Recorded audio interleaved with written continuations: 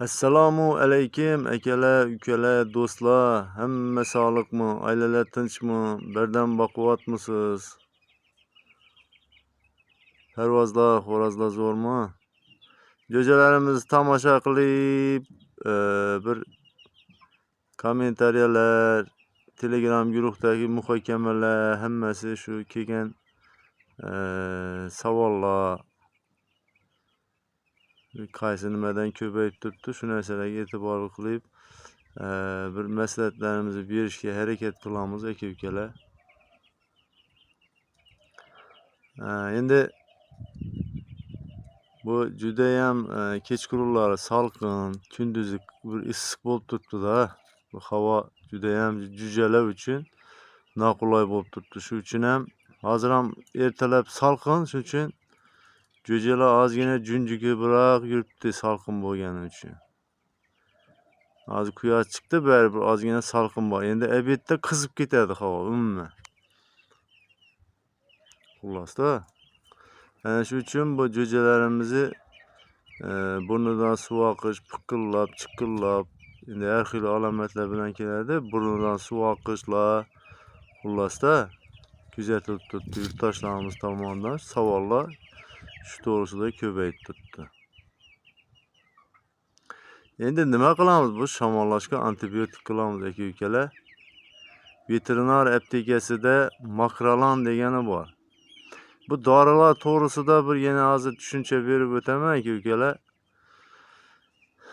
Shu Makrolonni 1 litr dog'langan suviga 2 gram solib, shu 5 kun oldiga qo'yib qo'yaverasiz. Endi bu antibiotiklar ko'p. Buni samarali aniqini topish kerak-da. Ko'p antibiotiklar qarab 2 joyga urishganini tushirib bilmaymiz aka-ukalar. Blokka kirishim, bo'lmaydi-da shu. Hozir 2 joyga mana 2 joyga tepishib turibdi-da, ko'rsatsak bo'lmaydi. Shunga burib yuborib turibman telefonni, qarshi fikrim ham bo'linib turibdi. YouTube'dan blokka tushadi sirozir.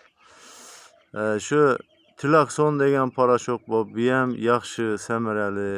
Keyin Tilazin 50 degani bor parashoki. Buni ham shu suvlariga solib beraversak bo'ladi aka-ukalar.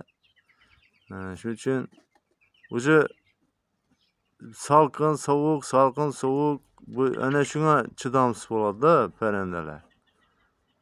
Havo o'zgaruvchanligiga. Masalan, kuzda bitta sovuq tushib, bu jo'ja ko'nikib ketadi. Ko'nikib ketib, qattiq sovuqlar ham chidaydi keyin katta parrandalar. Lekin shu bir kun sovuq, bir kun issiq, bir kun sovuq, bir kun bunga chidamaydi. Parranda shirillab, pirillab, qiqillab qoladi-da. Shu ana shunaqa holat bo'lib turibdi. Keyin aka-ukalarimiz shu mozol haqida so'ragan. Mozol aka-ukalar buni ham yo'li ko'p. Odam aptekasida mozolni plastir degani bor. Mana shu plastirni kamida bir 15-20 kun bog'lanishi kerak-da, yaxshilab akkuratlik qilib. Xullas kalom. Keyin mol yog'i, qo'y yog'i boylasak ham bo'ladi. Vishnevskiy ham bo'ladi, Vishnevskiy mozolga aka-ukalar. Keyin shish, pish, oyog'ida shish, pish degan nimalar bo'ladi, ko'p savollar. Urishtirdim, oyog'i shishib qoldi, yana bir qildim, yana bir yeri shishib qoldi degan gaplar, savollar, ular ham ko'payib turibdi. Xullas kalom, bunga shu shishiga Vishnevskiy bog'lanaveradi aka-ukalar. Keyin linkamisin ukol qilinib qo'yiladi. Linkamisin ukol to'shidan qilasiz. Katta parrandalar bo'lsa 1 gramdan kuniga 5 gram ursangiz bo'laveradi. Kuniga 1 gramdan 5 gram. 5 kun uriladi-da, xullas. 5 gramni 5 kunda urasiz. Bu shishlar uchun. To'shida shishi bor deydi, yana bir narsa, xullas. To'shida suvi borlar, masalan, to'shida suvi bor deydi. Ko'p odam kesib, igna bilan so'rdirib, yo'q, noto'g'ri. Umuman tegmash kerak to'shidagi suvlariga. Bu 90% hollarda o'zi so'rilib yo'q bo'lib ketadi aka-ukalar. Yo'q bo'lmasa linkamizga urib yuborsak bo'ladi.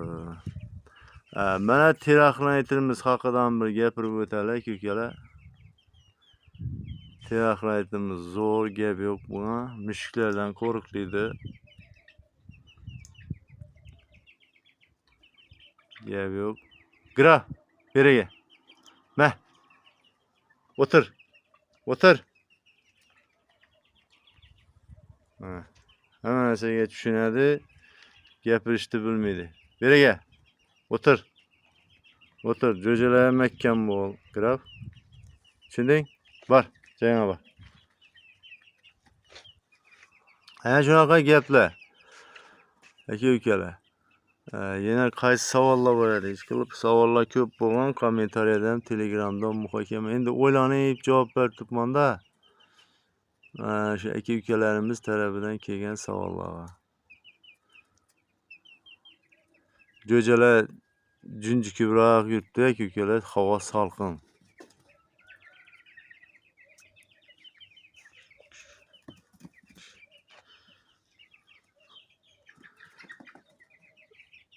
Keyin shu yangi chiqqan jo'jalarni qanday oziqlantirish, bu to'g'risida ham hozirgi kunda ko'p savollar bo'ladi. Aka-ukalar, eng birinchi mana shu salqin kunlarda bu temperaturalarga e'tiborli bo'lamiz-da. Bu eng asosiy narsa. Siz temperaturani noto'g'ri qo'ysangiz, bu foydasi yo'q. Yana dori ichirsangiz ham yana kasallanaveradi. Shuning uchun buni to'g'riligini qayerdan bilamiz? Masalan, jo'jalar turgan yerida shu hammasi bitta yerga kelmashi kerak-da jo'jalar. Uje bitta yerga keldimi, uje u noto'g'ri temperaturada turibdi. Og'zini ochib, katta og'zini ochib qiynalib nafas oldimi, bu ham juda ham issiq qo'yibsiz.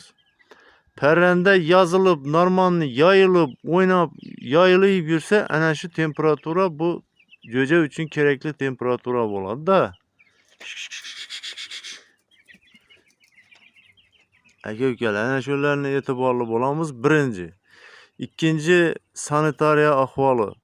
Tagiga yangi qipiqlarni tashab, donlarni ham sifatli. Masalan, Makka jo'xoriga dastlabki kunida tuxumni oqini aralashtirib beraveramiz. Makka jo'xori yarmasiga aka-ukalar. Keyin bir haftalikdan keyin uje tabiiy vitaminlarga o'tib ketaveramiz. Tabiiy vitaminlarga.